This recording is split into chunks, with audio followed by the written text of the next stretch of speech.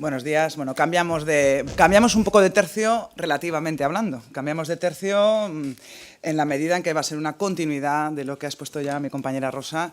en relación con la brecha salarial. Yo voy a hacer referencia fundamentalmente al impacto que esas discriminaciones, esas desigualdades, no solamente en el salario, sino en otros aspectos de otros aspectos que transcurren durante nuestra vida profesional, cómo acaban impactando luego en el marco de la seguridad social. Voy a centrarme fundamentalmente en las pensiones, pero he de confesar que no voy a resistirme a realizar alguna que otra mención general a las prestaciones de maternidad, paternidad, adopción, etcétera, porque evidentemente afectan o influyen como un factor decisivo también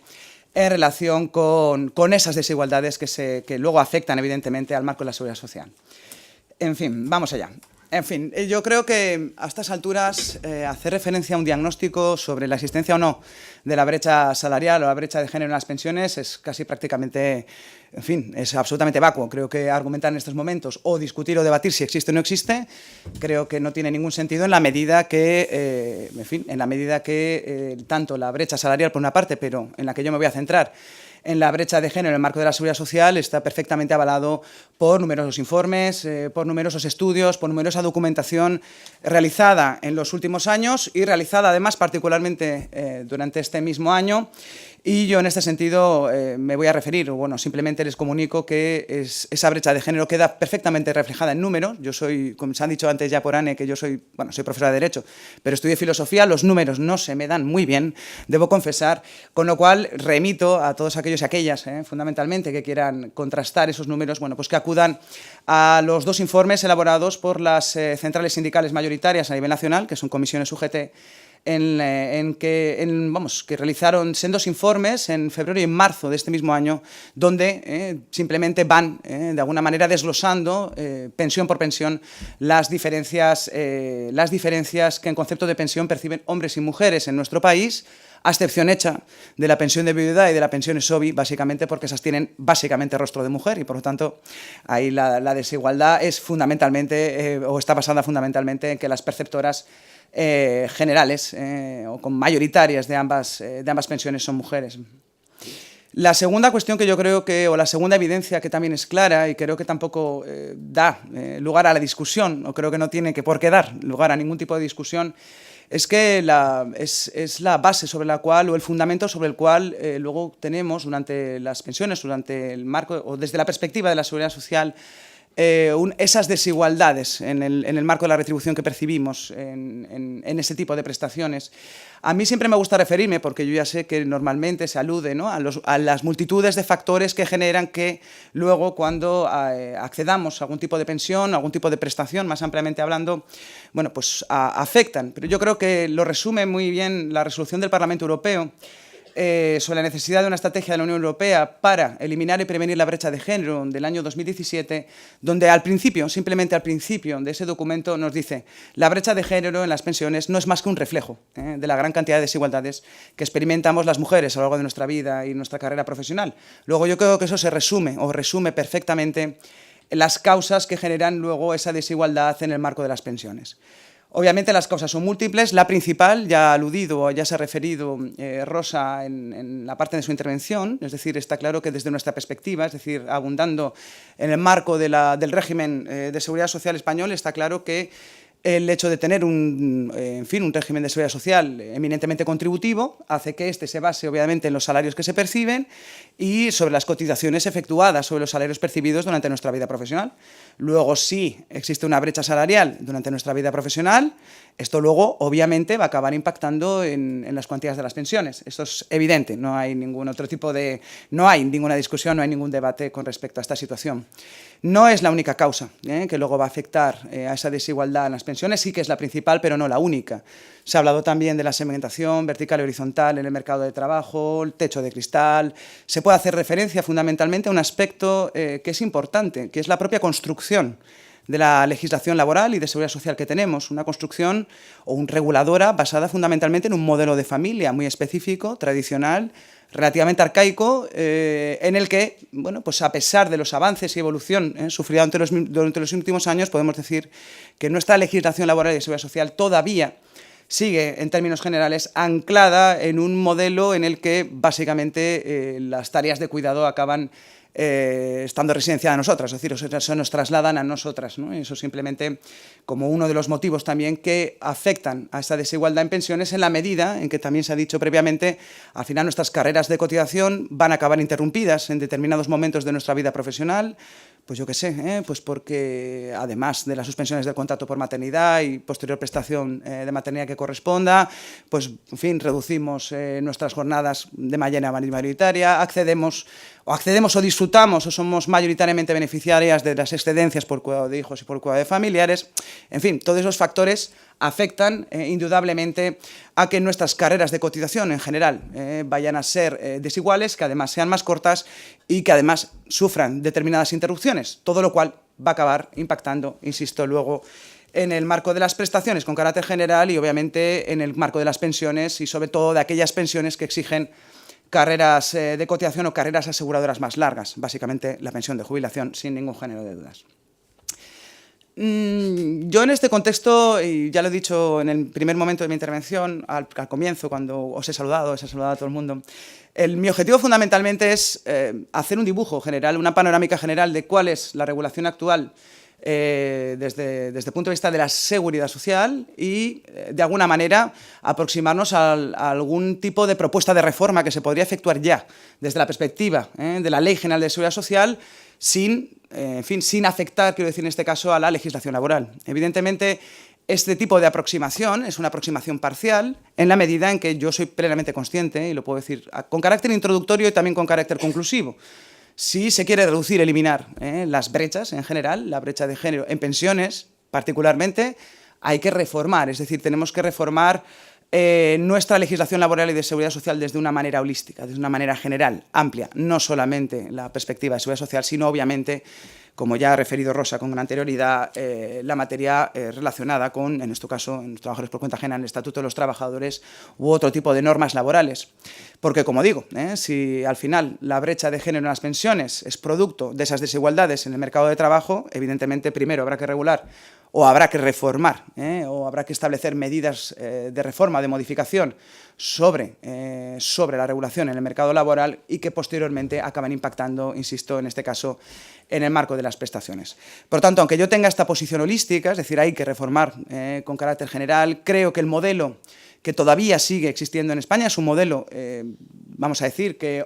necesita una reforma en profundidad, un modelo en el que vayamos perdiendo quizá una mirada, ¿no?, a las tareas de cuidado, a la promoción profesional, etcétera, ¿no?, anclada en un modelo en el que la mujer, particularmente, acaba siendo acreedora, entre comillas digo acreedora y entre comillas acreedora, de las tareas de cuidado o tareas de esa naturaleza. Bueno, creo que eso tiene que modificar y tenemos que cambiar el modelo de un modelo de conciliación relativo hacia un modelo real de corresponsabilidad, porque si no lo modificamos desde esa perspectiva, evidentemente, por mucho que modifiquemos determinados apartados de la legislación, en este caso de seguridad social, seguiremos manteniendo, perpetuando determinados condicionantes o factores que, insisto, van a acabar impactando en esa desigualdad en las pensiones. Bueno, el actual sistema de seguridad social plantea varias posibilidades, en mi opinión, de reforma, varias que pueden perfectamente reformarse en este mismo momento y que podrían además modificarse de manera urgente en la medida en que, en mi opinión, algunas de la regulación existente es atentatoria, es decir, es discriminatoria. Ya sé que el Tribunal Constitucional se ha pronunciado recientemente sobre varias cuestiones de esta naturaleza, yo también aludiré a alguna de ellas, pero yo creo que hay algunas cuestiones que pueden ser perfectamente reformables, como las prestaciones de maternidad, paternidad, etcétera. El complemento por maternidad, creo que eso tiene que ser objeto de reforma urgente o urgentísima, ya veremos qué ha dicho el Tribunal Constitucional al respecto. Por supuesto, la modificación del sistema de cotización de las trabajadoras a tiempo parcial, ya se ha aludido en la situación en la que viven las trabajadoras fundamentalmente, ¿no?, en cuanto que el máximo porcentaje de personas trabajadoras con un contrato a tiempo parcial son mujeres. Bueno, pues el sistema de cotización que todavía hoy está vigente debe reformarse. La pensión de viudedad, diré alguna cuestión al respecto. Sé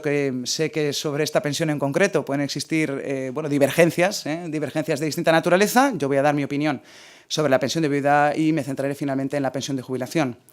Si me diera tiempo, realizaría algún tipo de mención a otro tipo de cuestiones no menores en el sentido de menos importantes, sino menores en sentido cuantitativo, es decir, del número de mujeres afectadas por determinada regulación y que afecta, pues, sobre todo a los regímenes especiales, al RETA, que por cierto ahora mismo, bueno, en tanto en cuanto se está discutiendo, se está debatiendo si se eleva o no la cotización de los trabajadores autónomos, afectaría también evidentemente a las trabajadoras del RETA. A las empleadas de hogar, bueno, ¿qué decir de las empleadas de hogar? Máxime teniendo en cuenta que en la Ley de Presupuestos del año pasado se introdujo una nueva transitoriedad, en mi opinión vergonzosa, porque la transitoriedad ya se había establecido con anterioridad, pero bueno, ya lo digo con antelación, es decir, en este caso utilizar la Ley de Presupuestos para transferir a un momento posterior una equiparación, sobre todo en las cotizaciones de las empleadas de hogar con el régimen general, personalmente me parece vergonzoso, no tengo por qué ocultarlo. Y luego, como yo soy muy marítima, en este sentido, alguna cuestión sobre las trabajadoras del mar. Soy marítima en el sentido que me he criado cerca del mar, mi familia es marítima, se dedica al mar, y bueno, si me da tiempo diré alguna cuestión en relación con las trabajadoras que también prestan servicios en la mar y para la mar, porque parece que los trabajadores del mar son solamente hombres. Pues no, hay muchísimas mujeres trabajando y, por lo tanto, estando sometidas al régimen especial de trabajadoras del mar. En cualquier caso, voy a mirar mi reloj, porque yo he dicho que no iba a hablar mucho, pero conociéndome como me conozco, voy a intentar limitar... Igual voy a intentar, sobre todo, contenerme en el verbo, de manera que si alguien en algún momento pues, me levanta la mano y me dice que ya está bien, pues yo lo asumiré sin ningún problema, no tengo ningún inconveniente. Voy a centrarme, sobre todo, en esas pensiones, esas prestaciones, vamos a decir que cuantitativamente más relevantes, que son las que aparecen en ese esquema, en el epígrafe A. Es cierto que he introducido como primera cuestión que creo que deberíamos considerar en relación con el actual sistema de seguridad social, he introducido las prestaciones ligadas al nacimiento, a la adopción, a la guarda con fines adoptivos y acogimiento. En realidad son prestaciones, pero no pensiones en el sentido estricto de la nomenclatura, pero yo lo he querido introducir en este campo fundamentalmente o en el marco de un debate sobre la brecha de género en materia de pensiones, en la medida en que, efectivamente, uno de los factores principales que incide en esa brecha de género en materia de pensiones es precisamente el número de interrupciones laborales a las que nos vemos sometidas las mujeres precisamente por este tipo de cuestiones, es decir, por tareas de cuidado. Y yo creo que en estos momentos creo que deberíamos reconsiderar claramente el modelo del contrato de trabajo y la suspensión del contrato de trabajo por estos motivos y, por supuesto, su reflejo en el marco de la Ley General de la Seguridad Social, buscando, yo creo, un modelo en el cual se traslade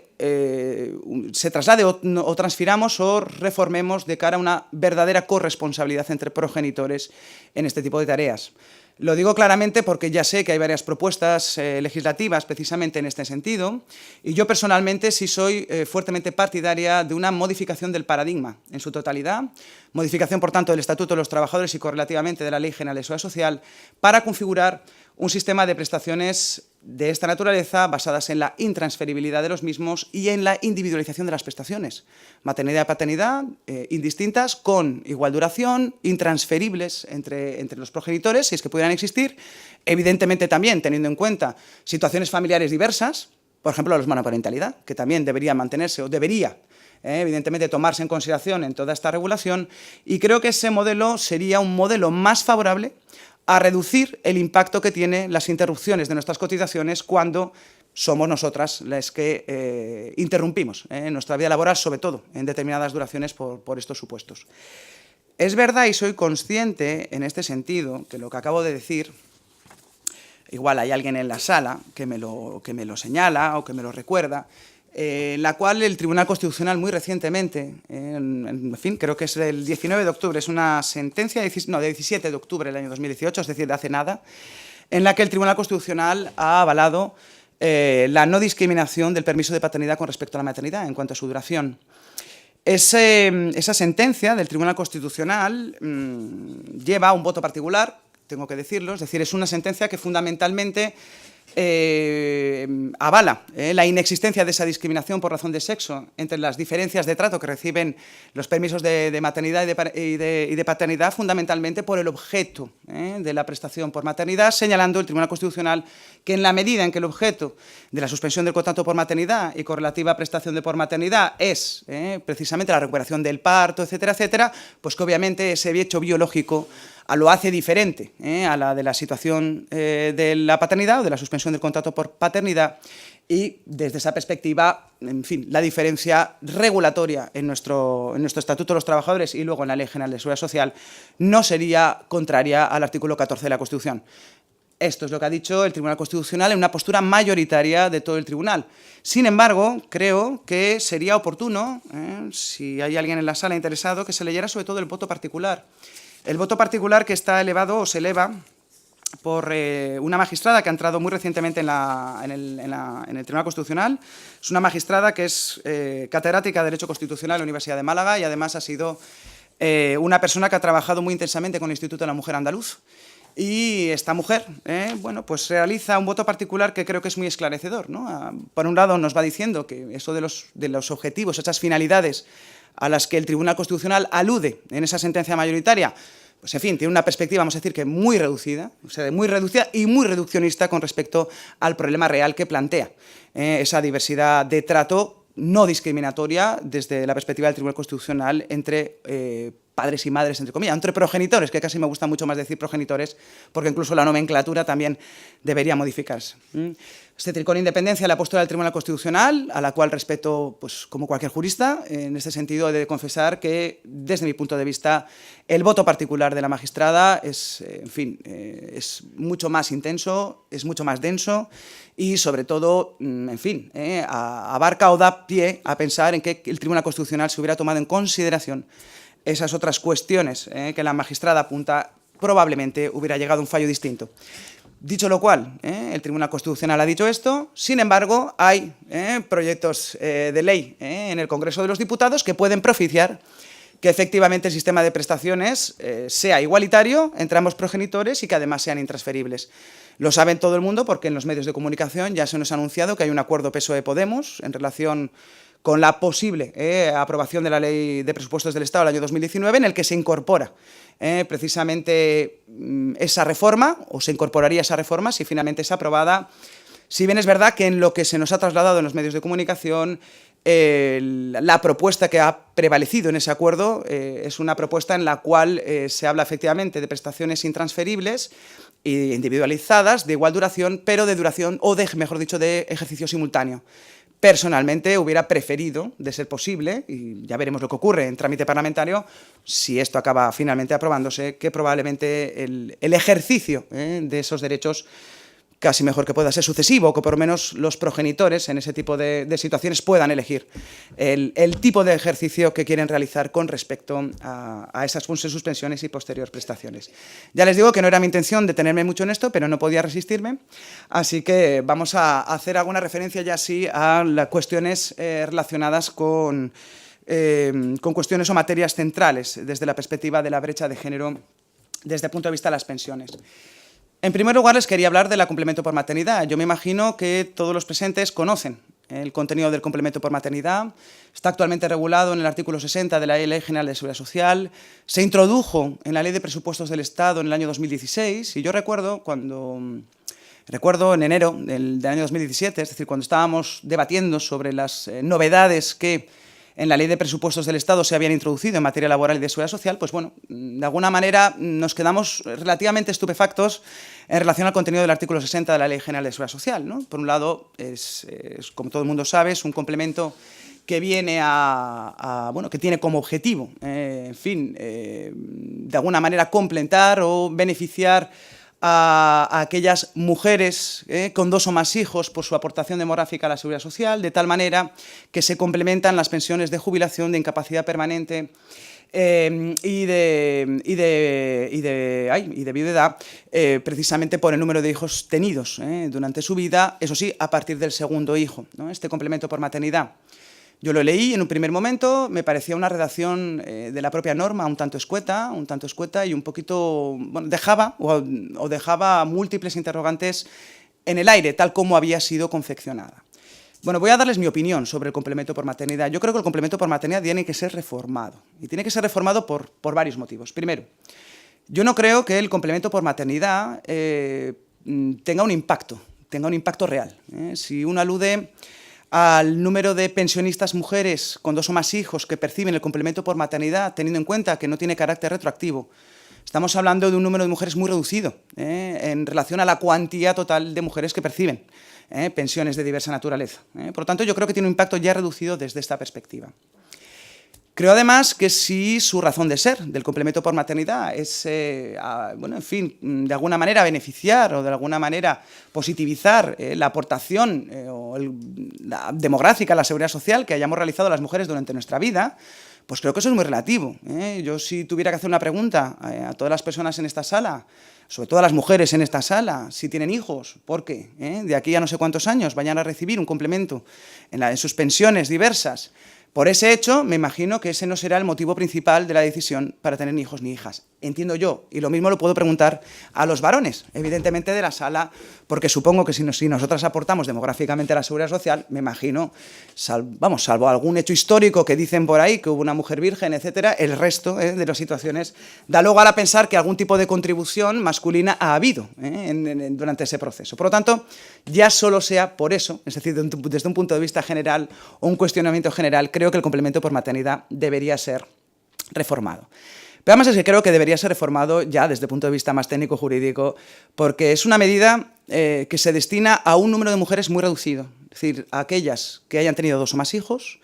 que accedan a determinadas pensiones, por lo tanto se excluyen otras, como las pensiones no contributivas, de viudedad, etcétera,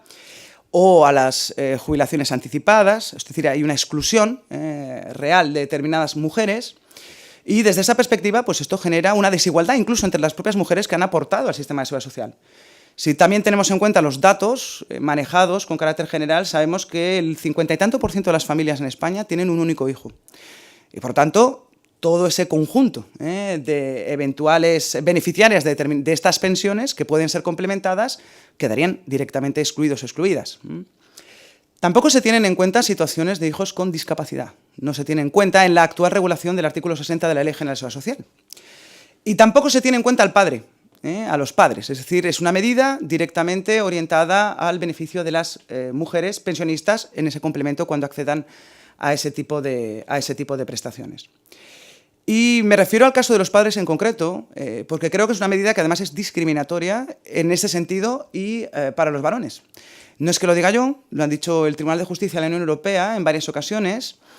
Os lo pongo ahí al principio, que no sé si se ve, son las sentencias Grismar del año 2001 y Leone del año 2014. En ambos casos, el Tribunal de Justicia de la Unión Europea falla en relación con la incompatibilidad de la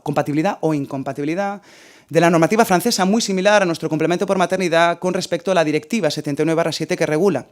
la igualdad de trato entre hombres y mujeres en materia de seguridad social. Y en el caso de la sentencia Grismar, el Tribunal de Justicia declara directamente que hay una discriminación directa por razón de sexo al excluir a los padres de ese complemento que en Francia se había establecido de manera, vamos a decir, que similar al caso español. Y en el caso Leone, declara el Tribunal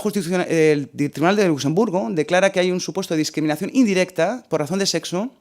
también con respecto a los varones, porque las mujeres tenían acceso a ese complemento con carácter automático y los hombres no. Por lo tanto, ahí realiza el Tribunal de Justicia una doble interpretación negativa con respecto a una regulación similar a la nuestra en el caso francés, declarando discriminación directa e indirecta por razón de sexo con respecto a los hombres. En el caso Leone, además, y esto sí que ya con carácter general impacta en España, el Tribunal de Justicia de la Unión Europea señala, lo tengo por ahí en algún lado, el Tribunal de Justicia de la Unión Europea va a decir que no son admisibles, y esto sí que directamente entra a interrogarnos, o podemos entrar a interrogarnos sobre nuestra propia legislación. Dice el Tribunal de Justicia de la Unión Europea que no son admisibles las compensaciones genéricas y de cuantía predeterminada aplicables por los perjuicios abstractos que hubieran podido sufrir las mujeres derivadas del tiempo de cuidado de hijos. Es decir,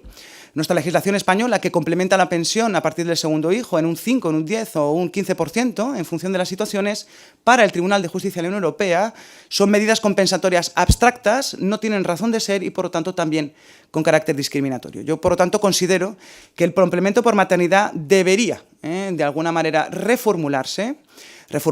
para ampliarlo, si se quiere, es decir, ampliarlo a todos los sujetos y ampliarlo también, en este caso, a las mujeres que hayan tenido también un único hijo. Por no decir que habrá que reformar algunas cuestiones del complemento por maternidad que, desde mi punto de vista, no tiene mucho sentido. Porque el complemento por maternidad, como todo el mundo sabe, no tiene un límite, es decir, se aplica por encima de la cuantía máxima de la prestación a percibir, de la pensión máxima que se pueda percibir. Con lo cual, normalmente, lo que hace el propio complemento por maternidad es generar una desigualdad entre las propias mujeres perceptoras de ese complemento por maternidad. Porque hay aquellas mujeres que hayan tenido una renta más elevada durante su vida laboral, van a obtener también una prestación más elevada en el acceso a la pensión de viudedad, de jubilación, sobre todo en este caso,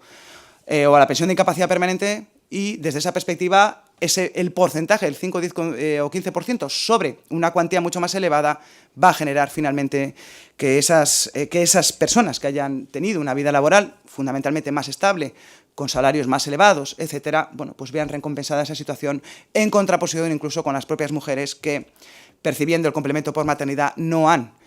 tenido, vamos a decir, no digo que sea suerte, pero no han tenido una vida tan estable o no han tenido la posibilidad de acceder a determinados empleos con salarios más elevados y, por lo tanto, con una cotización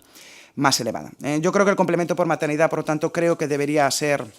eliminado. Bueno, eliminado, creo que debería reformularse. Creo que el complemento de maternidad se podría ampliar e incluso utilizar el complemento por maternidad, es decir, esos periodos en los que hemos tenido hijos, uno o los que hagan falta, pues que se tengan en cuenta para que los beneficiarios, o que se tengan en cuenta a los efectos del cómputo de los periodos de cotización para el acceso a las prestaciones. Creo que eso podría darle una cierta utilidad, sobre todo de cara a la pensión de jubilación, en la que las mujeres tenemos dificultades para llegar al periodo de cotización mínimo para poder acceder a la misma. Igual, si se utilizara desde esa perspectiva, pues tendría un impacto mucho más positivo del que verdaderamente tiene. Esto que acabo de decir también es mi propia reflexión personal sobre el complemento por maternidad. Yo creo que también es conocido la postura del Tribunal Constitucional sobre esta materia con respecto al complemento por maternidad. Bueno, no sé si es conocida o desconocida para la sala, pero el Tribunal Constitucional, por los medios de comunicación, y se ha llegado a decir en los medios de comunicación, que el Tribunal Constitucional no considera arbitrario, o considera que no es arbitrario, excluir del complemento de maternidad a las madres que accedan voluntariamente a la jubilación anticipada. Es decir, ha habido un caso de una mujer con una edad, vamos a decir que relativamente avanzada,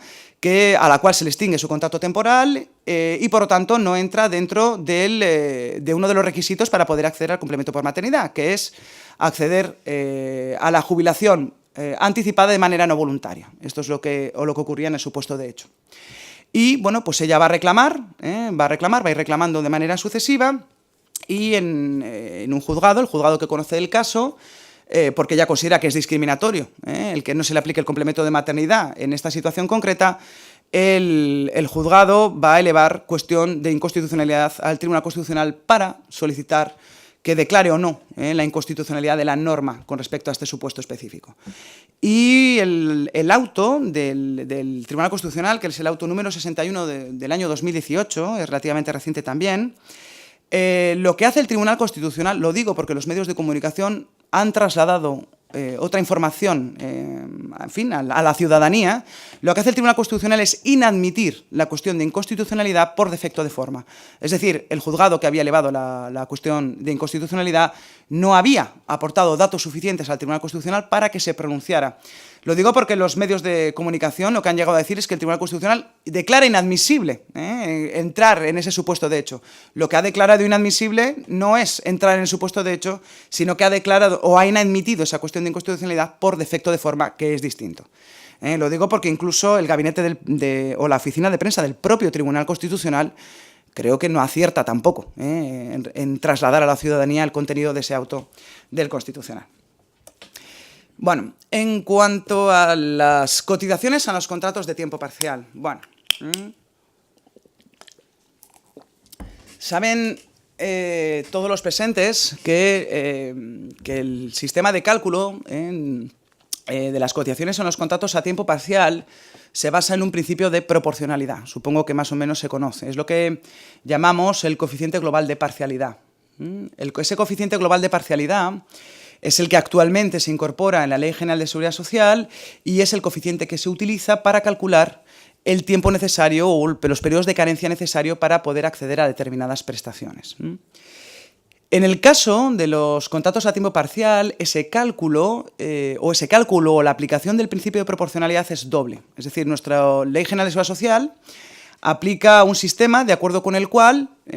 ese principio de proporcionalidad se aplicará también para el cálculo de esas carencias necesarias para acceder a las prestaciones y luego vuelve a aplicar ese principio de proporcionalidad con respecto a la cuantía final de la prestación que vaya a percibir un trabajador o trabajadora que tenga un contrato a tiempo parcial. Bueno, este modelo ha ido variando en nuestro derecho interno de manera sucesiva. Debemos decir que además ha ido variando a golpe de jurisprudencia, es decir, han sido los tribunales los que de manera sucesiva han venido indicando que esa regulación concreta, que ha sufrido una evolución, ha venido siendo discriminatoria por razón de sexo, precisamente por afectar negativamente a un mayor número de mujeres que de hombres en cuanto a su regulación neutral aplicable. Pero en la actualidad este es el sistema que tenemos. Este es el sistema que tenemos, salvo para la situación de la prestación por desempleo. Para la prestación por desempleo, el sistema de cálculo de las cotizaciones, ya a día de hoy, quiero decir ya en casi noviembre del año 2018, es un sistema de cálculo que se basa en día trabajado, día cotizado. Esto ya existía y lo único que se ha producido en los últimos tiempos es una mejora con respecto a los contratos a tiempo parcial de carácter vertical, es decir, aquellos en los cuales los trabajadores y trabajadoras no ejecutan su prestación de servicios de manera regular a lo largo de la semana, sino que ejecutan su prestación de servicios de manera, vamos a decir que irregular, entre comillas, de manera vertical en algunos días de la semana. Entonces, lo que ha venido a ocurrir en este caso, en la regulación interna española, es a una modificación con respecto al acceso a la prestación por desempleo. Y en la actualidad ese modelo se incorpora en el Real Decreto 950 del año 2018, de acuerdo con el cual en todos los supuestos, es decir, en el acceso al desempleo, se computa día trabajado, se calcula, día trabajado, día cotizado, incluso en los contratos a tiempo parcial, es decir, incluso para los días en los que las trabajadoras no prestan efectivamente servicios. Este modelo, que hoy en día se incorpora en nuestro sistema de seguridad social, es un modelo que yo defiendo muy profundamente. Es un modelo que ese Real Decreto, defiendo ese modelo, el modelo contemplado en ese Real Decreto, y que ha venido propiciado también precisamente porque ha habido una sentencia reciente del Tribunal de Justicia de la Unión Europea en la cual se nos volvía a tirar de las orejas diciendo, cuidado, que ustedes discriminan también en el acceso a las prestaciones por desempleo a las trabajadoras con un contrato a tiempo parcial vertical y por lo tanto esto hay que reformarlo. Hoy en día ya se ha reformado, queda incorporado en nuestra legislación de seguridad social, pero creo que el modelo que implanta ese Real Decreto se debería utilizar para el acceso a cualquier otro tipo de prestación. Por si alguien no me ha entendido, nuestro sistema de seguridad social perjudica doblemente a las trabajadoras a tiempo parcial o a los trabajadores a tiempo parcial. Uno, en relación con el cálculo para el acceso a la propia prestación y luego en cuanto a la cuantía de la prestación. Lo que en este caso creo que debería suceder, en fin, y debería modificarse, es el cómputo para el acceso a la prestación. Es decir, usted calcule día trabajado, día cotizado y luego ya aplicará el principio de proporcionalidad sobre la cuantía final de la prestación a percibir. En fin, está claro que si una persona presta servicios durante un tiempo, durante una jornada inferior a la de un trabajador a tiempo completo, está claro que la prestación o la cuantía de la prestación no puede ser la misma, pero no se les puede perjudicar también en el acceso, esa es mi opinión, y bueno, esperemos que en un futuro próximo podamos encontrar también una modificación de la Ley General de Seguridad Social en este aspecto, cosa que por otra parte, pues bueno, no necesitaría más que un determinado consenso, porque no implica la modificación en este aspecto en concreto de ninguna otra norma.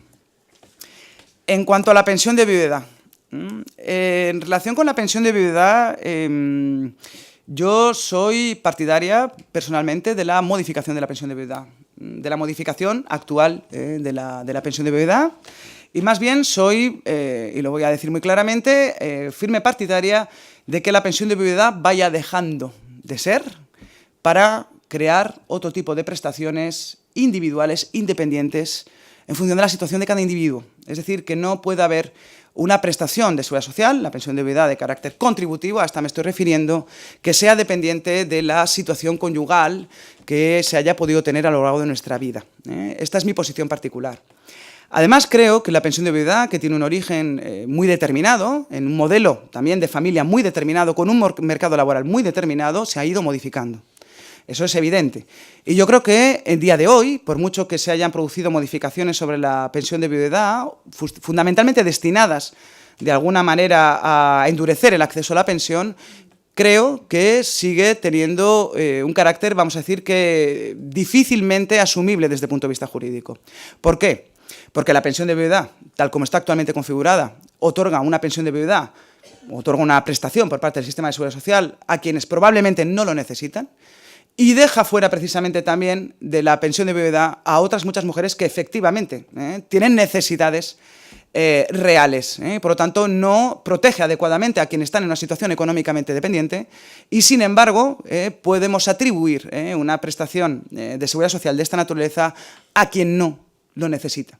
Y yo creo que desde esa perspectiva, ya solo sea por eso, deberíamos modificarlo. Y podríamos modificarlo, si queremos mantenerlo tal cual está, por lo menos que se utilizase como parámetro para la determinación de los beneficiarios de la pensión de viudedad, pues evidentemente en qué situación se queda, en qué situación de necesidad se queda el cónyuge supérstite o la pareja de hecho supérstite en estos casos. Creo que por lo menos el parámetro de en qué situación económica alguien queda, creo que debería ser interesante para su mantenimiento no. Y en cualquier caso, yo abogo por un proceso en el que vayamos dejando la pensión de viudedad tal como la tenemos actualmente configurada, dejándola atrás, para modificarla por prestaciones de carácter individual, en función de la situación de cada individuo, de la situación de necesidad que cada individuo tenga y que no sea dependiente, insisto, de situaciones en fin, conyugales conyugales o moruxorio que hayamos podido tener dentro de esta vida personal. Aún así, es verdad que abogar por una reforma de la pensión de viudedad o la erradicación total de la pensión de viudedad a día de hoy es una auténtica locura. Es decir, yo tampoco, en fin, suelo ser excesiva cuando hablo, pero tampoco creo que sea, sea posible hacer referencia a una total erradicación y eliminación de la pensión de viudedad a día de hoy, hasta que pues directamente el modelo o la evolución social haga que esa pensión de viudedad desaparezca. Máxime teniendo en cuenta que las viudas hoy en día, muchísimas viudas hoy en día, tendrían especiales dificultades para acceder al mercado de trabajo, por lo tanto sería imposible eliminar la pensión de viudedad en estos momentos y, bueno, pues desde esa perspectiva ese es el contexto que creo que deberíamos tener en cuenta en relación con esta prestación. Se puede eliminar la pensión de viudedad contributiva, podríamos dejar una pensión de viudedad no contributiva, a cargo, por cierto, de los presupuestos generales del Estado, que no tiene por qué ser a cargo de las arcas de la Seguridad Social. En cuanto a la pensión de jubilación, y creo que voy a tener que ir terminando, no vaya a ser que alguien me lance un lazo al cuello. En relación a la pensión de jubilación está claro que las reformas de la pensión de jubilación que se han ido realizando en los últimos tiempos, en el año 2011 y luego en el año 2013, con la revalorización de las pensiones, el factor de sostenibilidad, etcétera, está claro que esas reformas no benefician en absoluto a las mujeres perceptoras de una pensión de jubilación. Creo que más bien el factor de sostenibilidad incorporado en esas reformas sucesivas recientes de la pensión de jubilación pues tiene un importante impacto de género. Y tiene un importante impacto de género porque, para empezar, el que se alargue para el cálculo de la pensión de jubilación las bases reguladoras de 15 a 25 años, eso genera ya per se un impacto negativo en las mujeres. ¿Por qué? Por lo que venimos diciendo hasta este momento, lo que he dicho en algún momento. Si nosotras interrumpimos nuestras carreras de cotización con mayor intensidad, incluso si las interrumpimos durante periodos más o menos largos, pues evidentemente que la base reguladora para el cálculo de la prestación sea más amplio, va a generar ya per se en los cálculos económicos que vayamos a percibir una pensión de jubilación inferior. Tampoco la reforma del sistema de integración de lagunas ha beneficiado precisamente a las mujeres, es decir, tiene una perspectiva de género justamente contraria. Y yo creo que, en general, el sistema actual contemplado en la pensión de jubilación en las últimas reformas debería modificarse precisamente para impactar menos negativamente desde la perspectiva de género en las mujeres. Está claro que esa ampliación de la base reguladora, está claro que los porcentajes aplicables sobre la base reguladora, etcétera, todo ello conlleva una reducción de la cuantía de la pensión de jubilación de las mujeres, por las circunstancias, insisto, que vivimos durante nuestra vida laboral. Hay varias propuestas, yo creo que hay alguna propuesta por ahí presentada por algún partido político, creo que puede ser más favorable para reducir esa desigualdad en el caso de las pensiones de jubilación. que por otra parte supondría, bueno, pues, ampliar el periodo de cómputo de la base reguladora, y que, eso sí, esto es lo importante, que los beneficiarios y beneficiarias pudieran elegir entre aquellas bases reguladoras que fueran, vamos a decir, más beneficiosas de entre toda su carrera profesional. Por supuesto, habría que volver al sistema de integración de lagunas anterior, es decir, en esos periodos en los cuales no hemos cotizado, bueno, pues que no se nos reduzca, como ocurre en estos momentos, sino que se siga manteniendo el sistema de integración de lagunas al 100%, como estaba antes de estas reformas. Y, bueno, pues habría que elevar, evidentemente, la cuantía de la pensión mínima, de las pensiones no contributivas, etcétera. Es decir, yo creo que la pensión de jubilación es un claro ejemplo, en sus últimas reformas,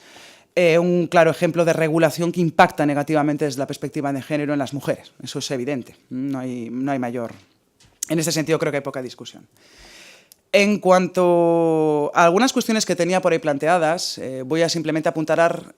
alguna que en su momento realicé, con respecto a las trabajadoras del mar, porque podríamos hablar del RETA. Yo sé que en estos momentos bueno, se está discutiendo si hay que elevar o no, las cotizaciones de los trabajadores y trabajadoras en el régimen especial de trabajadores autónomos. Se está discutiendo. La discusión principal en el caso del RETA es si hay que equiparar las bases de cotización a las del régimen general, o más bien lo que se pretende es que los autónomos autónomas coticen sobre el salario real, es decir, sobre lo que realmente perciban. Pero bueno, yo creo que ese tipo de discusiones o tipo de debates es algo más complejo que el simple hecho de decir que efectivamente que los trabajadores y trabajadoras del RETA efectivamente coticen en función del salario real. Y digo que es más complejo porque cuando cotizan lo hacen sobre un sistema de módulos, normalmente normalmente eligen las bases más bajas y, por otra parte, normalmente complementan esas elecciones que ellos o ellas realizan con otro tipo de aseguramiento privado de cara a unas prestaciones de carácter privado que posteriormente pudieran complementar las de carácter público a la que tuvieran derecho. Por tanto, yo creo que es un tema algo más complicado que simplemente decir vamos a equiparar. No creo que sea tan sencillo. Y en cuanto a las trabajadoras del régimen especial de trabajadores del mar, y con ello finalizo para dar pie, si alguien lo desea, que nos realice algún tipo de interrogante, a mí me gustaría recordar, ya que estamos en Euskadi y que tenemos mucha costa, me gustaría recordar que hay trabajadoras del mar, trabajadoras en la mar, es decir, que prestan servicios a bordo de buques, de embarcaciones mercantes y no mercantes, es decir, de pesca también, y que hay trabajadoras que prestan servicios para la mar, es decir, que trabajan en las industrias extractivas. Y nosotros tenemos claros ejemplos en determinadas poblaciones en la costa. Y desde esta perspectiva a mí me gustaría que si hubiera que reformar alguna cuestión, vamos a decir que cuantitativamente menos importante desde el punto de vista de la seguridad social, se modificara el régimen especial de trabajadores del mar, la Ley 47/2015, precisamente para, entre otras cosas, incorporar a las trabajadoras del mar en los coeficientes de reducción que tuvieran derecho para el acceso a la jubilación, como ocurre con sus homólogos varones en otro tipo de prestaciones laborales que quedan contempladas dentro de ese ámbito. Yo creo que eso sería algo muy favorable, porque bueno, el número de mujeres afectadas no sería muy elevado, pero sí sería especialmente beneficioso para este colectivo que, insisto, bueno, presta servicios en condiciones en fin, bastante difíciles para su salud, me estoy refiriendo, para su salud y para su bienestar, y que sí se tienen en cuenta ese tipo de consideraciones para otros colectivos, vamos a decir, con profesiones más masculinizadas, ¿por qué no tenerlos también para estos colectivos, para este colectivo en particular? Y luego, bueno, tendría que plantear alguna cuestión sobre las bonificaciones de contratación, sobre las redes de servicios públicos de cuidados, sobre medidas de gestión flexible del tiempo de trabajo, pero, como me consta que la siguiente ponente va a analizar esta cuestión infinitamente mejor que yo,